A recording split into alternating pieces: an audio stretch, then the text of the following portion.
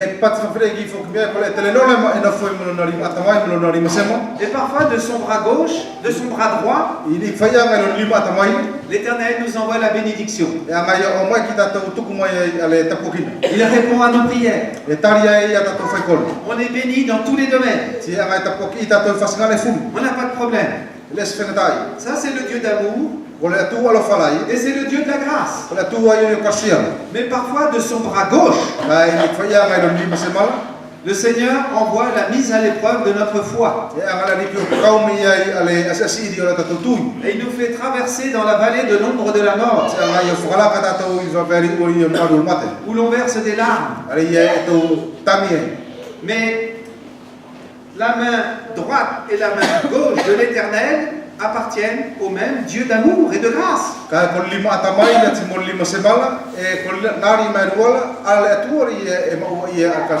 Dieu ne m'aime pas davantage quand il me bénit que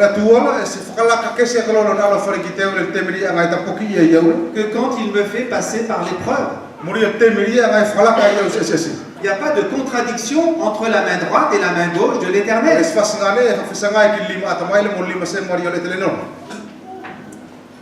Quel est le Isaac que Dieu me demande de mettre sur l'autel? J'ai connu une jeune femme qui était une violoniste virtuose.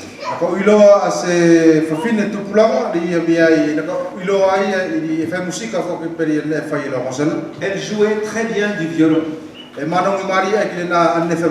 Elle était chrétienne. Mais son violon finissait par prendre la première place dans sa vie.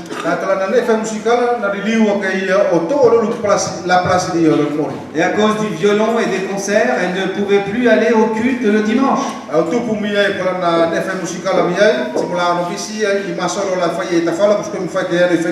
Et elle a pris conscience que Dieu lui demandait d'offrir son violon sur l'autel.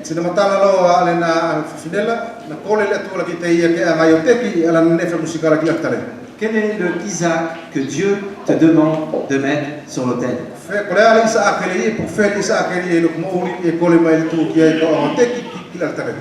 Alors Abraham a apporté le bois et le feu. Et il a construit l'autel. Et puis vous vous rendez compte, il a ligoté son fils sur l'autel. Il faut être père ou maman pour comprendre ce qu'on peut ressentir dans une telle situation.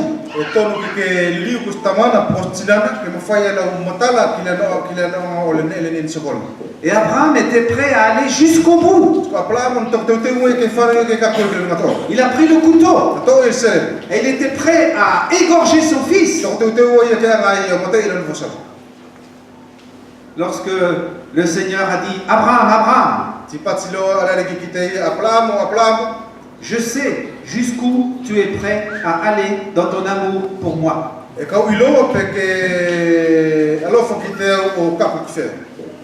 Dieu savait jusqu'où Abraham était capable d'aller. Mais Abraham ne le savait pas. Vous savez, nous disons que nous aimons Jésus. Nous disons jusqu'à la mort je veux te suivre. Mais c'est au pied du mur qu'on voit le maçon. Et là ce n'est plus des paroles. Ce n'est pas de la théorie. Mais c'est du vécu. Et là, quand Dieu a vu qu'Abraham était prêt à planter le couteau dans le cœur de son fils, Dieu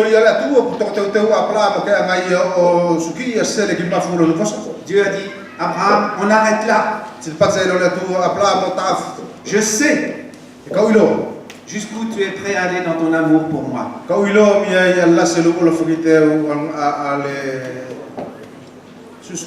Jusqu'où tu es prêt à aller dans ton amour pour moi.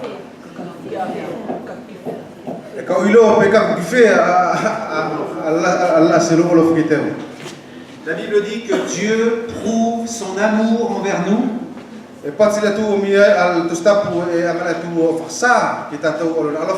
en ce que lorsque nous étions encore des pécheurs, Christ est mort pour nous. Et l'amour de Dieu, c'est pas de la théorie. Ce ne sont pas des paroles. Ce sont des actions. Et Dieu en a apporté la preuve à la croix de Jésus. Quand il y a la guerre, quand il y a la misère, des tremblements de terre, les non-croyants disent: où est Dieu? Qu'est-ce qu'il fait? Vous dites que Dieu nous aime. Regardez le carnage. Et nous nous disons: mais Dieu prouve son amour envers nous. Alors que nous accusons Dieu quand tout va mal. Nous ne voulons pas de lui quand tout va bien. Dieu prouve son amour à la croix.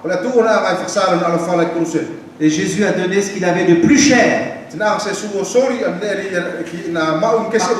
Pardon, Dieu a donné ce qu'il avait de plus cher. Son fils Jésus, pour racheter le coupable que je suis. Et Dieu est allé jusqu'au bout. Il ne pouvait pas consentir un sacrifice plus exigeant que celui-là. Et jusqu'où est-ce que moi je suis prêt à aller dans mon amour pour le Seigneur?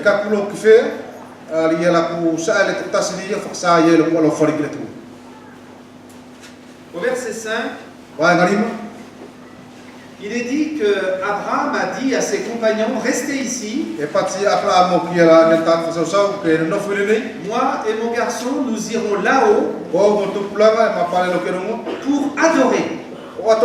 Pour adorer Dieu. Moi, je suis impressionné de voir quelle conception Abraham avait de l'adoration.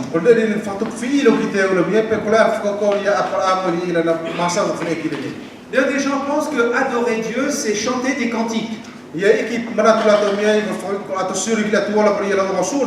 C'est vrai que ça peut faire partie de l'adoration. Mais adorer Dieu, c'est plus que cela. Parce qu'il y a des gens qui chantent des cantiques pour passer un bon moment. Et ça leur fait plaisir et ça leur fait du bien. Mais pour Abraham, adorer Dieu, ça voulait dire quoi? Ça voulait dire offrir mon fils Isaac, premier-né, celui que j'aime, sur l'autel.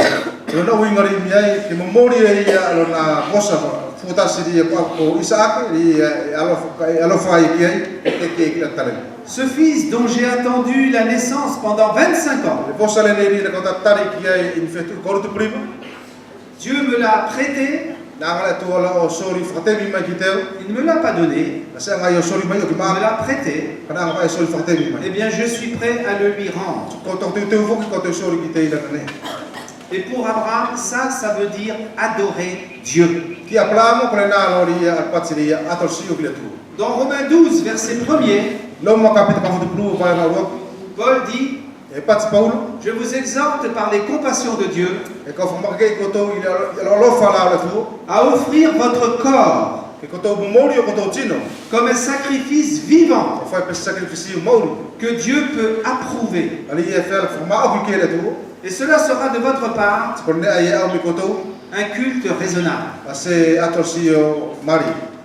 Adorer Dieu en esprit et en vérité, c'est lui offrir un sacrifice.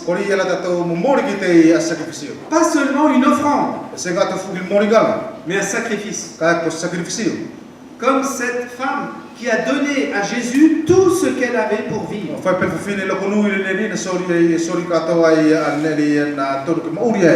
Et Abraham savait ce que cela voulait dire que d'adorer Dieu.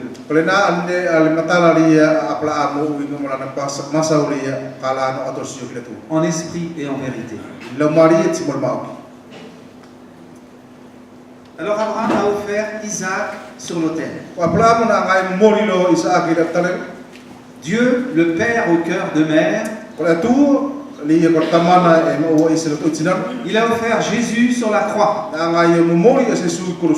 Et entre Isaac et Jésus, il y a de nombreux points communs. Isaac, comme Jésus, sont nés en vertu d'une promesse. Isaac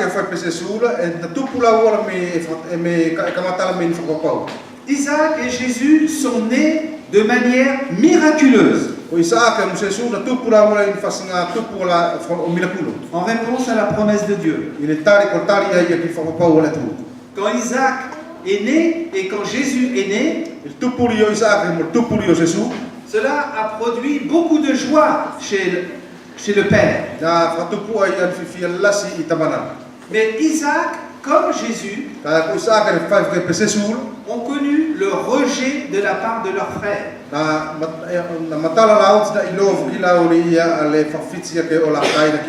Il y a un autre point commun. Isaac, il a porté le bois et l'Holocauste.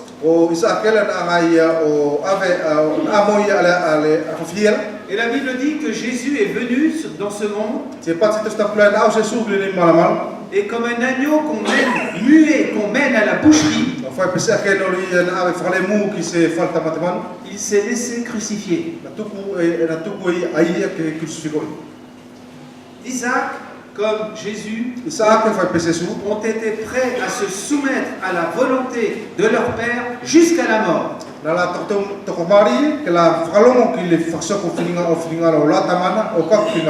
Isaac était accompagné de 2 jeunes serviteurs. Jésus a été crucifié entre 2 brigands.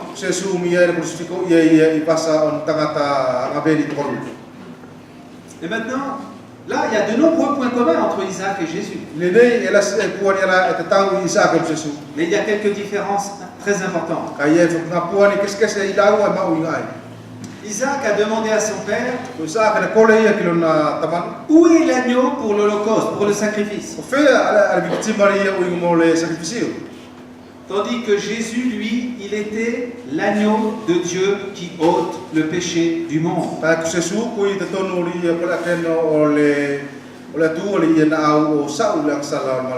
Mais il y a une différence fondamentale entre Isaac et Jésus.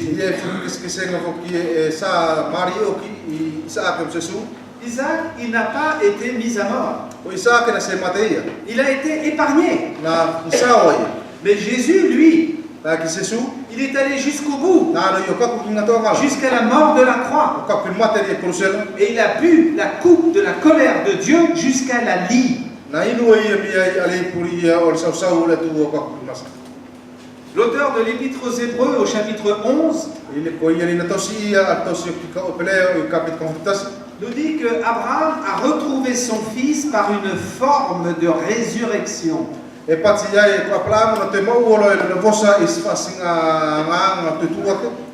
Mais la différence avec Jésus, c'est que Jésus est réellement mort. Mais la bonne nouvelle, c'est qu'il est ressuscité. Et en cela, Jésus est très différent de Isaac.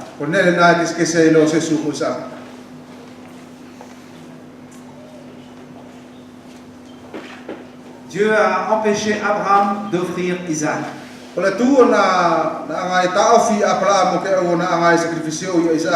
il a dit à Abraham, arrête. Et Dieu a fait sortir un bélier du buisson. Et c'est le bélier qui a été offert en sacrifice à la place de Isaac. Et Dieu a dit, sur la montagne de l'Éternel, Dieu va pourvoir au sacrifice.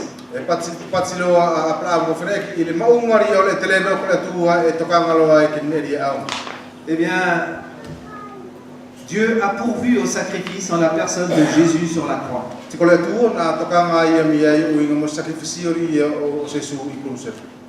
J'aimerais vous poser une question. Est-ce que vous croyez que Abraham aimait Dieu?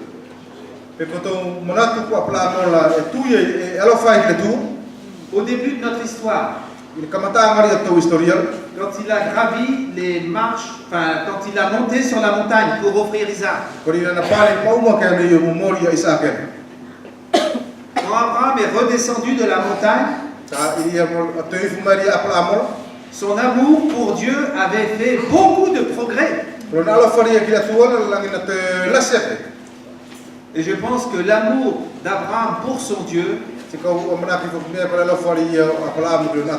quand il a redescendu de la montagne, son amour avait fait des bonds de géant.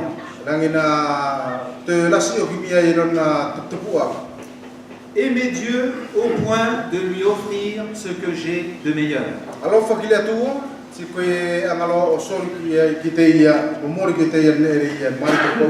Quel est le Isaac que Dieu me demande d'offrir sur l'autel?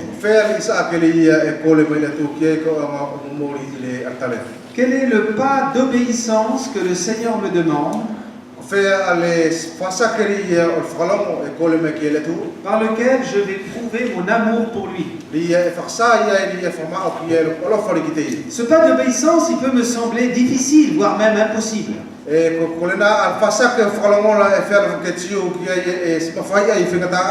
Mais si par la grâce de Dieu, j'arrive à offrir le Isaac qu'il me demande sur l'autel, eh bien mon amour pour le Seigneur va faire beaucoup de progrès à la fois. Nous allons prier.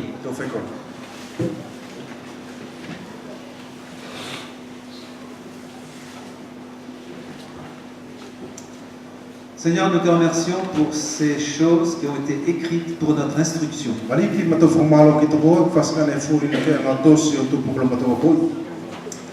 Nous te remercions pour la vérité de la parole de Dieu.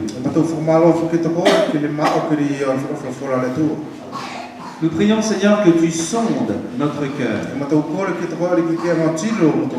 que tu nous mettes à l'épreuve et que tu nous montres ce qui est dans notre cœur. Tu vois, nous disons que nous t'aimons, mais nous sommes conscients que nous avons du progrès à faire. Pardon parce que bien souvent nous disons avec notre bouche que nous t'aimons,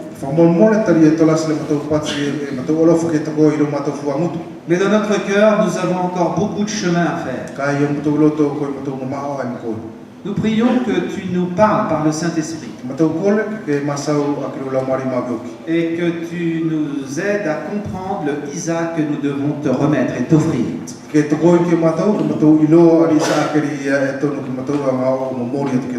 Donne-nous le courage de t'obéir.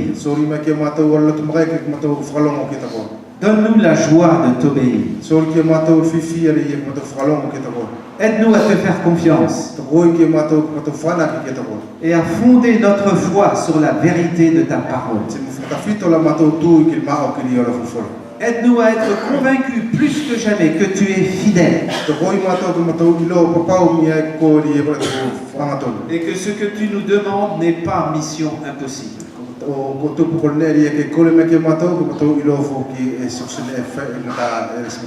Merci parce qu'avec ta grâce,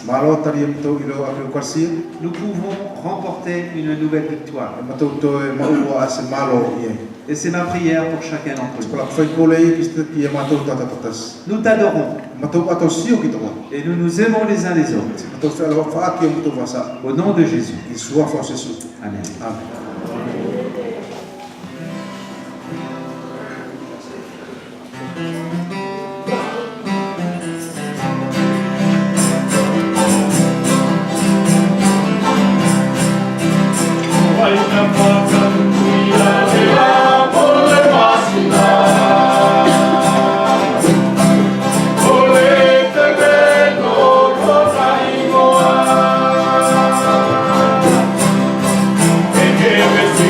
Thank you.